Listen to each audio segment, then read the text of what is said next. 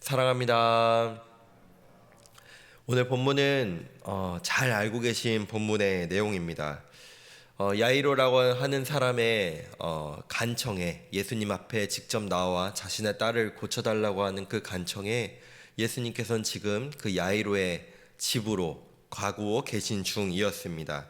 그 가고 계신 중에 지금 본문의 이야기가 이어지고 있는데요.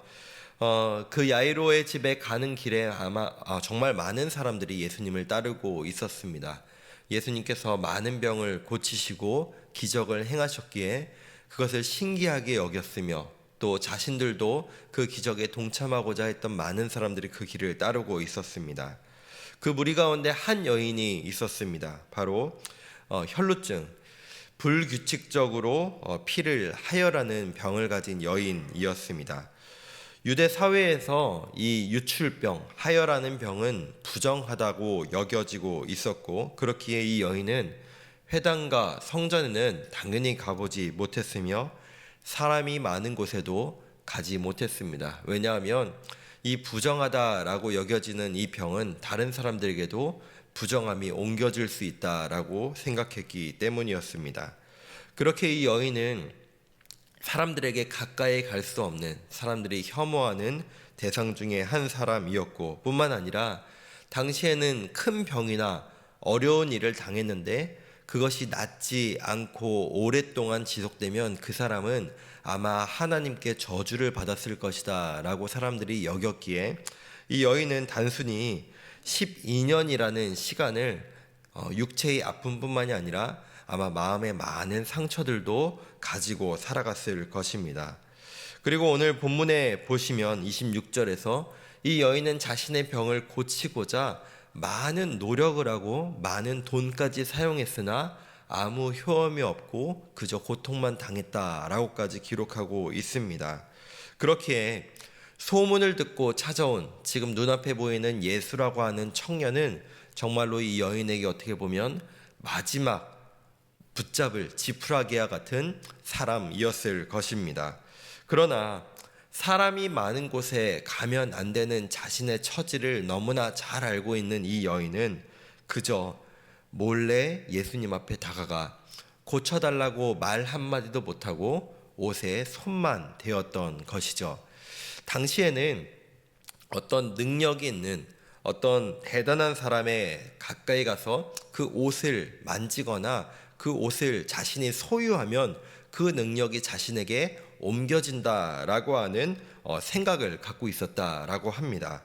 즉, 이 예수라고 하는 청년에게 정말로 사람들의 병을 고치고 기적을 행하는 능력이 정말로 있다면 이 사람의 옷에 손만 대어도 자신이 그 병을 낫게 될 수 있겠다라는 생각이 이 여인에게도 있다라는 것이죠. 그래서 이 여인은 다른 사람들에게 들키지 않게 조용히 해결하고자 이 방법을 사용했던 것입니다.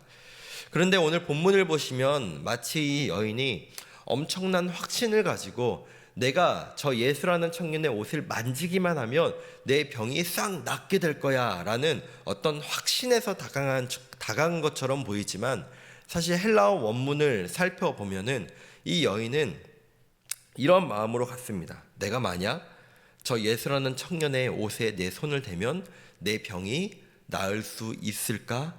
라고 하는 반신반의하는 마음으로 그 앞에 다가갔던 것이죠.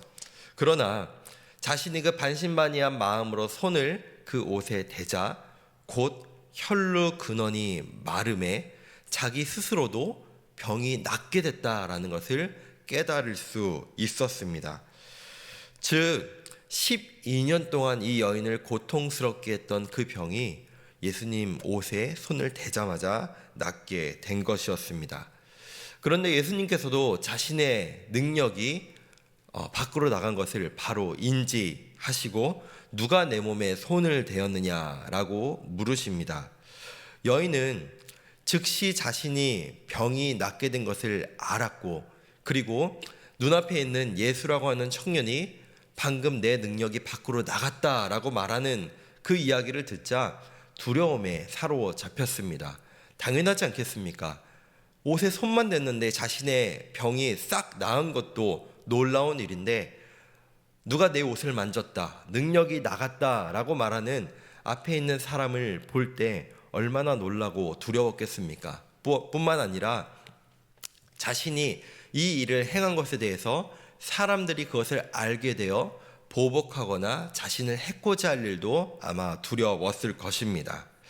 그렇게 두려워 떨며 모든 것을 예수님 앞에 고한 여인에게 예수님은 이 일처럼 말씀하십니다.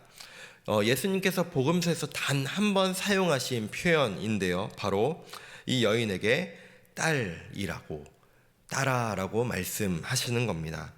이 표현은 궁극적으로 사랑을 표현하신 것이며 뿐만 아니라 이어서 나오는 예수님의 표현은 그 여인에게 평안을 선포하시는 것입니다. 즉, 이 여인에게 예수님께서는 두려워 떨며 지금까지 고통스럽게 살았으며 또한 사람들에게 해코지 당할 그 두려움 가운데 있는 여인에게 너는 앞으로도 평안할 것이다 라고 하는 하나님의 샬롬을 선포해 주신 것이죠.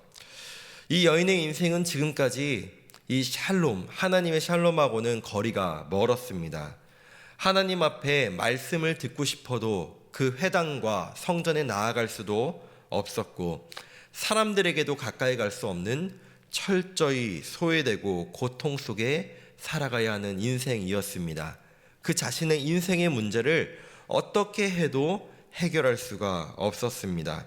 그러나 예수님이 한 분께서 이 여인에게 그 누구도 줄 수 없는 병으로부터의 자유를, 사람들로부터의 그 시선으로부터의 자유를, 이제 참된 평안의 삶을 예수님께서 이 여인에게 허락해 주신 것입니다. 율법은 이 유출병을 앓는 사람들에 대해서 레위기 15장에서 이 병이 낫게 되면 번제와 속죄제를 드릴 것을 규정하고 있습니다. 그러나 예수님께서는 이 여인에게 그렇게 행할 것을 말씀하지 않으십니다. 그것은 바로 이 여인이 나 때문에 낫게 된 것이고 이 여인의 믿음 때문에 낫게 된 것임을 다시 한번 확인해 주고 계신 것이죠. 사실 이 여인의 이 모습은, 이 행동은 어떻게 보면 매우 미신을 믿는 것과 같은 행동같이 보일 수 있습니다. 진짜 확신을 가진 믿음을 가지고 예수님께 나아간 것이 아니라 될까? 안 될까라고 하는 그 불확실한 마음으로 나아간 모습은 사실 소극적이고 부족해 보입니다. 또한 이 야이로라고 하는 사람, 누구에게든지 당당하게 나갈 수 있는 이 야이로, 예수님 앞에도 당당하게 나아가 자신의 딸을 고쳐달라고 말한 이 적극적으로 말하는 야이로와도 매우 대조되기도 합니다. 그러나 소극적이고 불확실해 보이고 때로는 미신적이어 보이지만 그래도 이 여인의 믿음의 방향, 자신의 문제를 해결할 수 있다는 것이 어디에 있다는 그 방향은 분명했습니다. 바로 예수님께 나아갔다라는 것이죠. 그리고 예수님께 손을 대어 자신의 그 인생의 문제가 해결함을 받았습니다. 이번 중고등부 수련회 때 강사로 오신 허진열 목사님께서 우리 아이들에게 이 말씀을 전해 주셨습니다. 이거는 우리들에게도 너무나 동일한 내용인데요.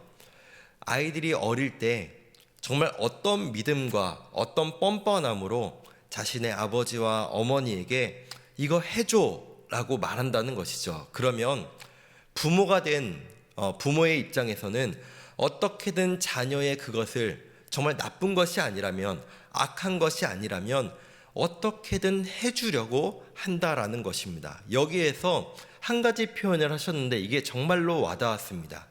자녀가 부모에게 자신의 문제와 원하는 것을 말하고 요구하면 그 문제는 이제 내 것이 아니라 아빠 것, 엄마 것이 된다는 겁니다. 이제 그 해결은 부모에게 넘어갔다라는 것이죠. 어떻게 보면 우리는 나이가 먹으면 먹을수록 이 어린아이와 같은 아버지에 대한, 어머니에 대한 믿음이 점점 없어지는 것 같기도 합니다. 정말 하나님 아버지께 맡기기만 하면 이제 그것은 내 문제가 아니라 하나님께서 해결하실 문제라고 하는 이 믿음, 이 어린아이와 같은 믿음이 어떻게 보면 미신적인 것 같고 소극적인 것 같고 어떻게 해서 보면 어리석어 보이지만 우리 하나님께서는 그 문제를 맡긴 자녀들에게 그 문제를 해결해 주시고 그 문제 가운데 평안과 그 참된 안식을 우리에게 허락해 주실 줄 믿습니다. 말씀을 맺겠습니다. 이성적이지 않아 보이고 현실적이지도 않으며 어리석어 보이지만 예수님이라면 가능할 것 같던 그 믿음을 하나님은 우리에게 지금도 요구하고 계십니다.